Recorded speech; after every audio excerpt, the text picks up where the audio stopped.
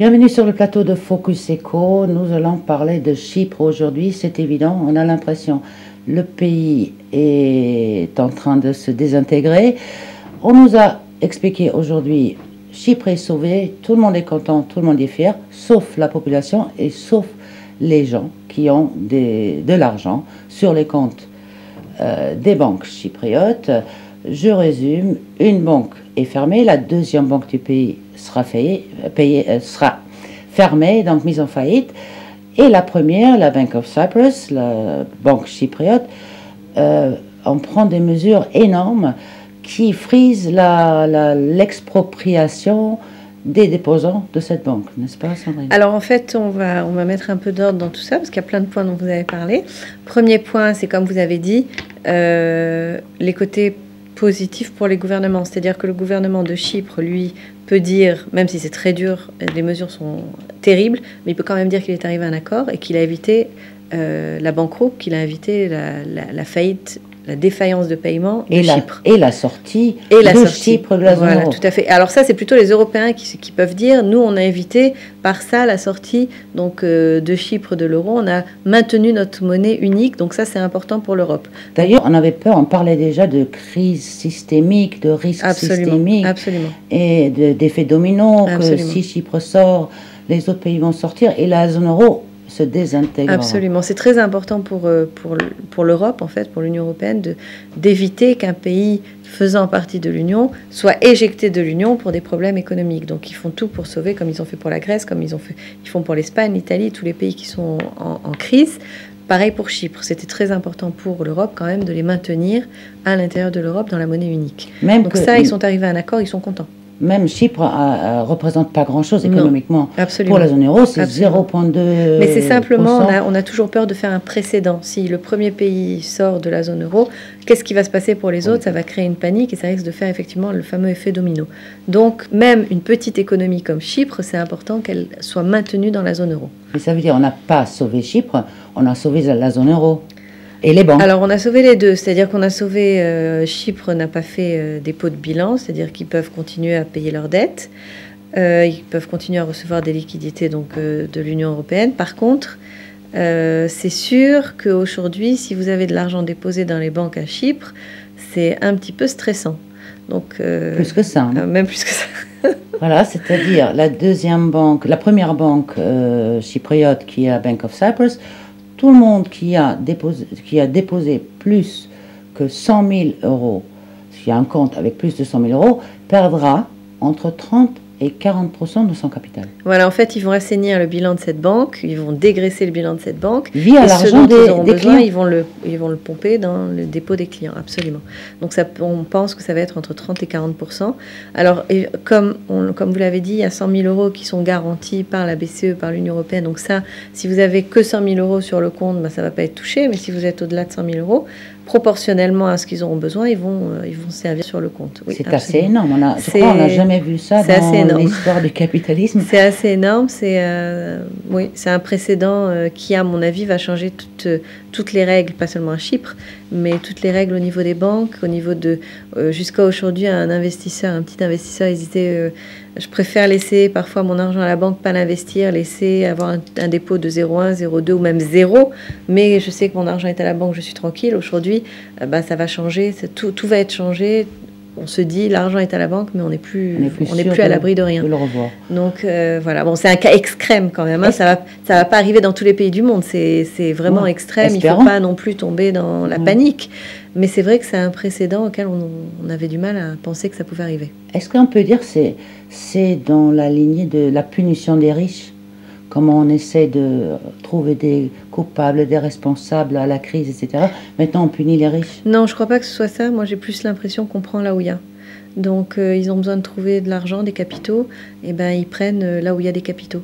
Donc, on a la Bank of Cyprus qui, elle, on pense qu'ils vont prendre entre 30 et 40%. Et puis, il y a la deuxième banque, la deuxième banque du pays qui, elle, carrément, ils vont geler tous les fonds au-delà de 100 000 euros. Donc, c'est énorme. C'est vraiment un truc, c'est énorme.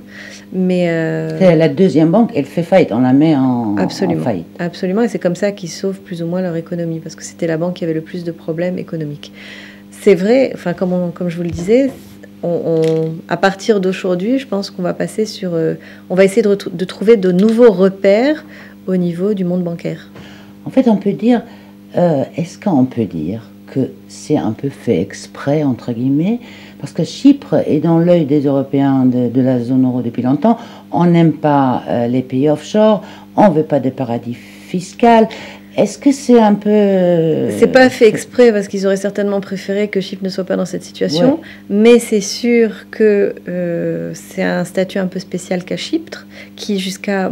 Bon, on sait très bien qu'il y a les avoirs des Russes, on estime à peu près 20 milliards les avoirs de personnes russes, donc il y a beaucoup de offshore aussi dans tout ça. Donc c'est sûr que la Russie n'est pas mécontente de montrer aux Russes, voilà, faites attention, eux aussi sont à la poursuite de l'argent qui est au noir un peu partout dans le monde. Donc c'est vrai que quelque part... ça va dans... signal. Ne mettez pas votre argent dans pour les paradis Russes, et voilà, c'est un signal pour le reste du monde qui quand même lutte aujourd'hui contre tout ce qui est blanchiment d'argent, tout ce qui est évasion fiscale. Là, on parle surtout d'évasion fiscale. Donc, c'est vrai que c'est un signal important qui dit attention à l'évasion fiscale, où que vous soyez. On est en train de pas détruire, mais disons de mettre fin à tous les paradis fiscaux qui sont sur cette planète. D'ailleurs, la Suisse, qui avait l'intention éventuellement de rentrer dans la zone euro, vous croyez que ça va calmer un peu les désirs? Non, je pense pas, parce que c'est pas la même chose. La Suisse est un pays riche, qui n'a pas de problème comme Chypre, donc qui n'est pas en situation de faillite ou de défaut de paiement. Et puis, la Suisse, au niveau du secret bancaire, on sait très bien qu'il y a aujourd'hui, ça n'existe plus vraiment le secret bancaire en Suisse. Enfin, c'est un sujet c'est un débat qui est ouvert depuis pas mal d'années et qui continue. C'est pareil pour Luxembourg aujourd'hui, où apparemment il va y avoir des nouvelles législations qui vont faire plus ou moins disparaître le secret bancaire. Donc, c'est vrai que on peut dire qu'on est dans une période où tous les États dans le monde sont en train de lutter contre ces pays qui étaient une espèce de des paradis fiscaux ou qui permettaient d'avoir vraiment le secret bancaire. Et c'est vrai pour le cas de Chypre, où c'était très simple jusqu'à aujourd'hui. On avait envie d'ouvrir une société chypriote, on ouvrait, mais on avait des fois même pas besoin de se déplacer, ça coûtait pas cher. Et à ce sujet, il y a beaucoup d'Israéliens qui ont des sociétés à Chypre. Absolument. Et certainement aussi de l'argent. Absolument.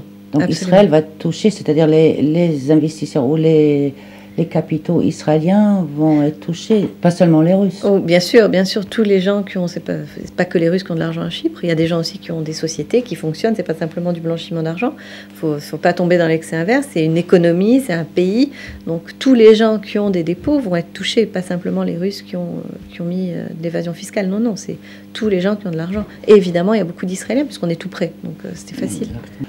Donc on nous dit, si Chypre est sauvé, on a le droit de se poser quelques questions parce que est-ce qu'on peut dire que c'est quand même la fin d'un modèle économique parce que la Chypre a vécu sur son système bancaire? Oui, c'est sûr, c'est la fin d'un système économique et c'est vrai pour le monde entier, ça pas simplement pour Chypre. Aujourd'hui, il va falloir trouver de nouveaux repères au niveau du monde bancaire en se disant, on a eu le premier choc, c'était Lehman, avec la faillite de Lehman.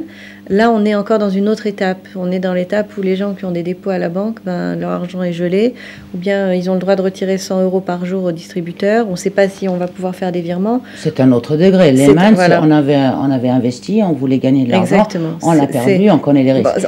Ça a été quand même un grand choc. Ça a été peut-être le début même de la crise, parce que on perdait aussi nos repères, notre confiance dans les banques, surtout une banque comme Lehman aux États-Unis.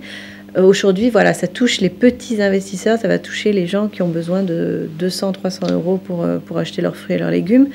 Donc, on est dans une autre étape et on se dit, finalement, si on a notre argent en banque, c'est sûr que Chypre, c'est une économie qui allait très mal, etc. Donc, il ne faut pas généraliser, il ne faut pas tomber dans la panique. Non, n'exagérons pas la situation. Mais c'est vrai que les gens vont commencer à se poser des questions. Qu'est-ce qu'on fait de l'argent qui est en dépôt dans les banques? Est-ce que c'est toujours aussi sûr? C'est sûr. On va repasser avec l'argent sous les Non, je ne crois pas quand même, mais disons qu'on va repenser à la diversification, on va repenser à avoir des titres et plus seulement des dépôts dans les banques. Ce n'est pas si sûr que ça, les dépôts, finalement.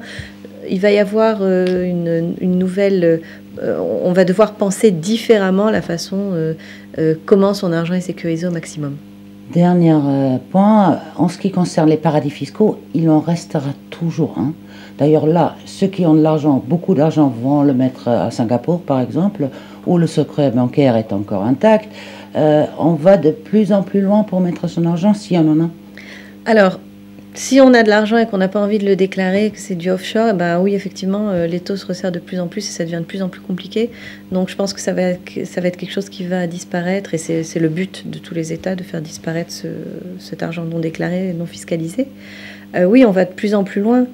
Singapour aussi, c'est sans être un secret bancaire. Il y a Hong Kong, il y a encore plusieurs places, il y a l'Amérique du Sud, mais les Bahamas, mais ça devient de plus en plus limité et ça devient de plus en plus compliqué. Donc c'est vrai que c'est une bonne chose. Je pense que oui, bien sûr, c'est une bonne chose, bien sûr, parce que c'est de l'argent après tout qui rentre pas dans les caisses de l'État et qui, à cause de ça, l'économie va mal un peu partout dans le monde. Mais Chypre, c'était pas ce cas-là. Non. Chypre, c'est pas de l'argent noir, c'est des gens qui travaillent, qui ont leur société là-bas, qui payent leurs impôts. Absolument. Les impôts chypriotes, je crois que c'est 15%, et on commence à les exproprier. Bon. Absolument. Non, ça c'est un phénomène auquel on ne s'attendait pas. Et en fait, ce qui va être, à mon avis, intéressant, c'est de voir quelle va être la réaction du peuple. Parce que c'est quand même, on puise dans les réserves des gens. Je veux dire, des gens qui ont mis de l'argent de côté toute leur vie, ils ont mis, je sais pas, 500 000 $, 1 million de dollars, et puis, ou 500 000 €, 1 million d'euros. Et on leur dit, on vous prend tout ce qu'il y a au-dessus de 100 000 €, c'est hallucinant. On pourrait dire, c'est peut-être un test pour voir jusqu'où on peut aller avant une guerre civile. Peut-être, mais ce qui est intéressant, c'est de savoir ce qui va se passer. Là, il y a une bombe qui a été déposée devant une agence de la banque de Chypre. Bon, je pense qu'effectivement, ça ne peut pas passer comme ça. Ça va être très compliqué à faire avaler ça à la population. Très bien, on entendra parler encore de Chypre les semaines à venir, j'imagine. C'est la minute de votre conseil. Alors, la minute de mon conseil, aujourd'hui... ça va être faire très attention, bien diversifier son argent, même si votre argent est dans une banque, donc il est en sécurité, mais quand même vérifier à quelle banque vous avez affaire, dans quel pays. Donc faire attention, toujours diversification et toujours vérifier l'émetteur ou la banque dépositaire dans laquelle vous mettez votre argent, sans toutefois avoir peur et sans toutefois céder à la panique. Il n'y a pas de quoi paniquer. C'est pas le système bancaire qui s'écroule, c'est simplement un incident, un précédent auquel il va falloir faire attention. Merci beaucoup Sandrine, c'est la fin de cette émission. Je vous souhaite Chag Sameach, bonne fête de Pessah et à très vite.